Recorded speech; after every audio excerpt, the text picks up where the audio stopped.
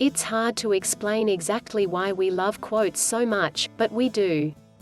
Whether we choose to express our love for our favorite quotes on bumper stickers, magnets, t-shirts or our Facebook pages, we seem to get incredibly attached to a particular line from film, literature, or music and want to use it to represent ourselves to the world.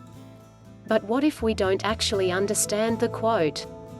People love to quote Robert Frost's The Road Not Taken as a poem that champions choosing the road less traveled, or the more challenging life path, and will often cite the poem's final line, "I took the road less traveled by and that has made all the difference." It's common to use the poem in support of not taking the easy way, but if you pay attention to all the lines of the poem, you'll notice that Frost actually decides that both roads are about the same, and he chooses his road not because it looks more difficult, but because he has to choose one of them. The poem is meant to be ironic, not inspiring, but it is frequently misinterpreted. Another frequently misinterpreted literary quote is, "Romeo, Romeo, wherefore art thou Romeo?" It's slightly ironic that one of the most frequently repeated Romeo and Juliet quotes is also one of the most misunderstood, but it's true. It's often used to mean, "Where are you, Romeo?" However, wherefore is actually a synonym for why and not where, and Juliet Capulet is, in reality, asking, "Why must your name be Romeo, Montague?" Sometimes a quote isn't necessarily misunderstood so much as it is up to interpretation.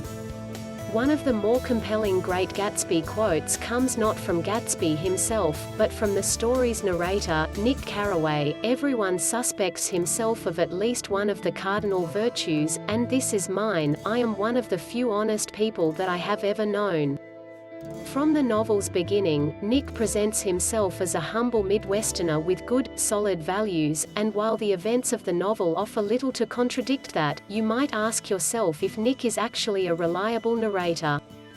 When a novel is narrated by a third-person omniscient narrator, we often take for granted that we are getting unbiased facts, but when the narrator is first-person, recounting events that have occurred in his life, it's virtually impossible that he's 100% objective.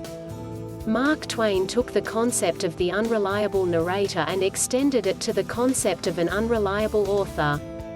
It's hard to take any of the Huckleberry Finn quotes at face value after the disclaimer that Twain included at the beginning of his book, "You don't know about me without you have read a book by the name of The Adventures of Tom Sawyer, but that ain't no matter." Tom Sawyer is, of course, another Twain character. There was things which he stretched, but mainly he told the truth.